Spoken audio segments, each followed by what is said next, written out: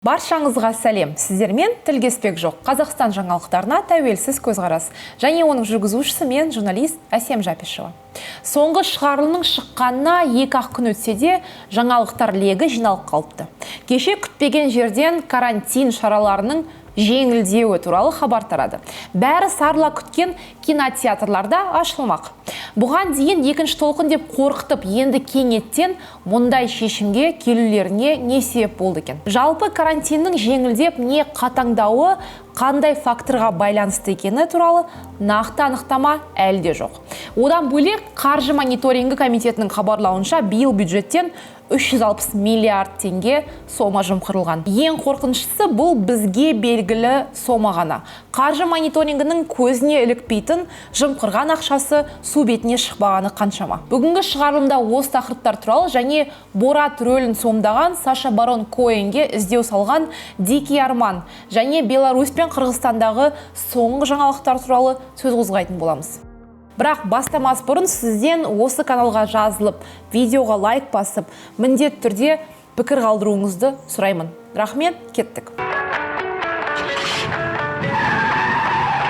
Бүгін коронавирус тақырыбына қысқаша ғана тоқталып өтпекпін. Кеше премьер-министр Асқар Мамин Қазақстандағы санитарлық эпидемиологиялық ахуалға қатысты бірқатар хабарлама айтты. Маминнің сөзіне қарағанда бірнеше жақсы жаңалық бар. Біріншіден, 26 қазаннан бастап кинотеатрлар жұмысын қайта бастайды.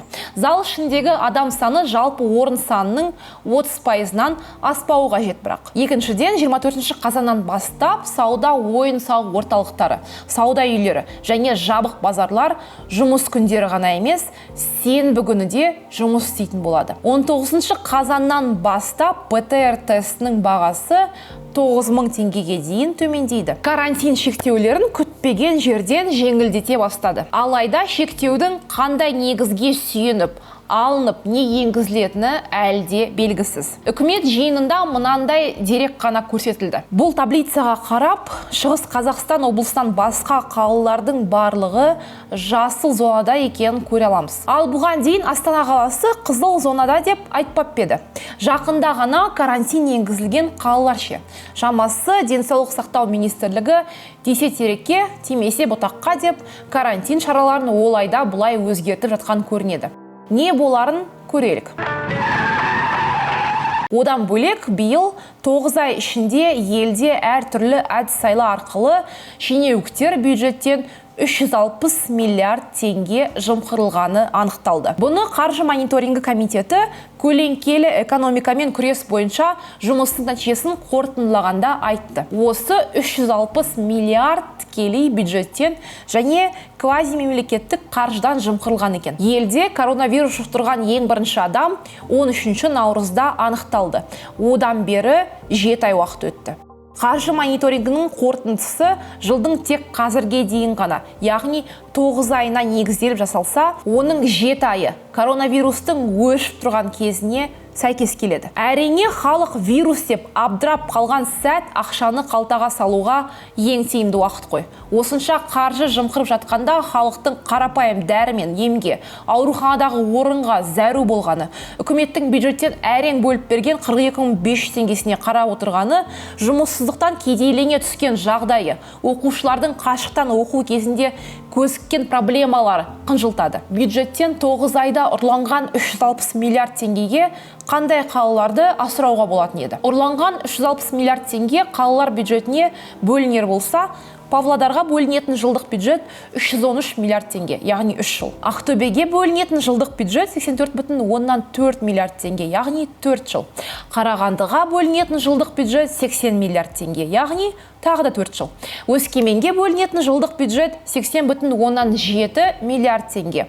Тағы да 4 жыл. 4 қалаға бөлінер жылдық бюджетті қоссақ шамамен 360 миллиард теңге шығады. Яғни жемқор шенеуніктер 9 ай ішінде 4 қаланы онда тұратын 1,7 миллион халықтың қаржысын жымқырған. Қосатын нәрсе, қаржы мониторингінің көзіне ілікпеген, жымқырған ақшасы су бетіне шықпаған жемқорлар Қаншама? Ол ақша бізге халыққа айтылған 360 миллиард жымқырылған барлық соманың қанша пайызы екенін кім білсін. Жалпы жыл сайын Transparency International халықаралық ұйымы дайындайтын жемқорлықты қабылдау индексінде Қазақстан көп жылдан бері жемқорлық жиі тіркелетін елдер қатарында екені таңғалдырмайды. Ұйымның соңғы жасаған, яғни былтырғы зерттеуінде 180 елдің ішінде 313 орында тұрмыз. 100-дің ішінен 34 балл алып, ең жемқор елдер қатарына да жақындап қалдық. Жемқор шенеуніктер мен басшылардың қалтасына ететін ақша біздің салық деп төлеп отырған қаржымыз.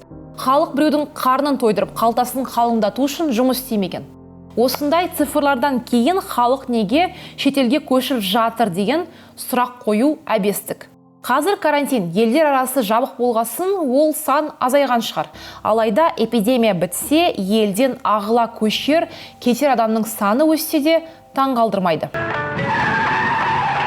Криминалдық ортада беделі барын айтатын Дикий Арман немесе Жабайы Арман есімді біреудің Борат рөлін сомдаған Саша Барон Коэнді іздеп жатқаны туралы хабарлама шығарды. Хабарламада Дикий Арманның посты берілген. Борат жайлы маған өтініштер көптеп келіп жатыр. Әрине, менде болып жатқан жайттан хабардармын, және менің де намысыма ауыр тиіп жатыр. Айта кетейін дегенім, бұл бізден өте алыс мемлекетте болып жатыр. Сол себепті оны ұстау қиын болып жатыр.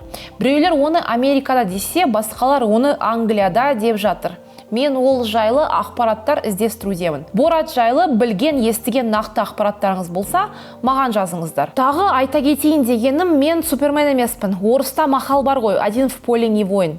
Шетелдегі болсын, елдегі болсын, бүкіл қазақ бірігіп, еліміздің атына кір келтіріп жүрген Боратты тауып, жазасын берейік. Бәріміз бірігіп, бір жұдырықтай болсақ, Алланың қалауымен кез келген жауды жеңетінімізге сенімдімін. Борат туралы алғашқы фильм Борат Қазақстанның даңқты халқының игілігі үшін Америка мәдениетін зерттеу 2006 жылы жарыққа шыққан, және ол кезде де көпшіліктің наразылығын туғызды.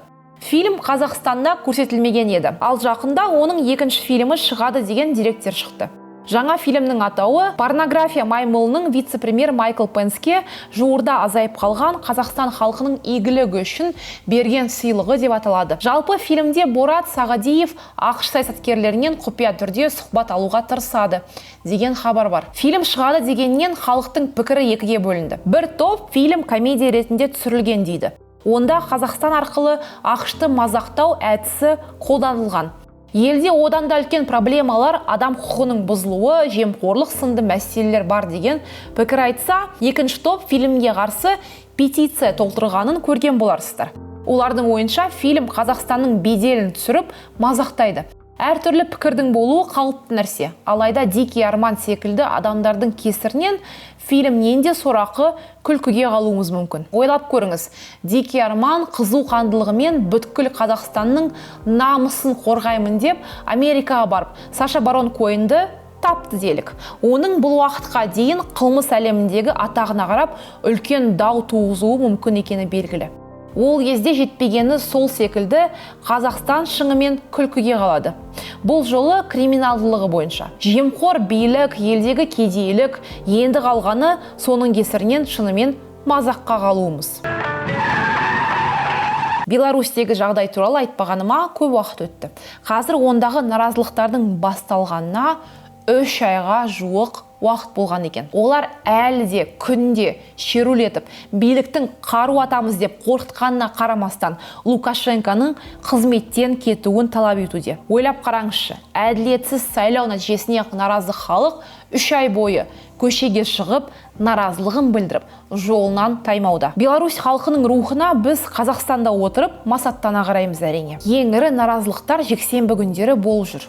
Шамамен 200 мыңдай адам қатысып жүр деген дерек бар. Сайлау нәтижесін Еуропа одағы және ақш заңсыз деп таныды. Ал Ресей болса, әрине сайлау заңды өтті деп, егер жағдай шықса, Лукашенкоға көмектесуге уәде берді. Ал Беларусь оппозицияның жетекшісі сайлауға Лукашенкомен қатар түскен Тихановская наразылар Лукашенконың отставкасын, бейбіт шеруге қатысқандарға күш қолдануды тоқтату және саяси тұтқындарды босатуды талап етіп отыр дейді. Оның жазуынша талаптар орындалмаса, 26 қазанда барлық кәсіпорындарда ереуілдер басталып, жолдар жабылады, мемлекеттік дүкендерде сауда тоқтайды. Ал Қырғызстанда қазір биліксіз, нақтырақ айтқанда президентсіз өмір жалғасып жатыр. Естеріңізде болса, соңғы шығарылымда айтқанымдай, Сауранбай Жээнбеков орнынан кеткен болатын. Қырғызстан конституциясы бойынша ел президенті қызметінен мерзімінен бұрын кетсе, оның міндетін және президент сайланғанша жоғарғы кеңес төрағасын атқарады. Ал егер парламент спикері атқара алмаса, құзырлық премьер-министрге көшеді. Парламент спикері Қанат Исаев уақытша президент болудан бас тартты. Сонымен президент міндеті тікелей қамаудан шыққан жоғарғы кеңес премьерлікке тағайындаған Садыр Жапаровқа көшті. Садыр Жапаров өткен аптада ғана түрмеден шыққан айтпай кетпеуге болмайды. Жалпы Қырғызстанда президент сайлауы 2021 жылы қаңтар айында өтуі керек. Жапаров алда болатын президент сайлауына түсуге ниетін білдірді. Осындай жағдайлар орын алып жатқанда елдегі ең бай және ықпалды бол саналатын Матраимовтар отбасына қатысты іс жүріп жатыр. Зерттеу бойынша олар елден 700 миллиард долларға жуық қаржы шығарды деген күдікке ілінді. Жалпы Совет одағының құрамында болған бұл екі елдің Қырғызстан мен Беларусьтің айырмашылықтары көп. Мысалы, билікті кетіру Қырғызстан үшін жаңалық емес. Ел басқару ісіне оппозиция күштерде араласады. Әрі бұл олардың үшінші революциясы. Ал Беларусь болса 30 жылға жуық Лукашенконың басқаруында болды. Басты айырмашылық осында деп білемін. Соңғы жаңалықтар туралы менің пікірім міне осындай, ал сіздің пікіріңіз қандай? Міндетті түрде видеоның астына қалдырып, каналға жазылып лайк басыңыздар. Сіздермен бірге болған Әсем Жабишева. Амандықта көріскенше сау болыңыздар.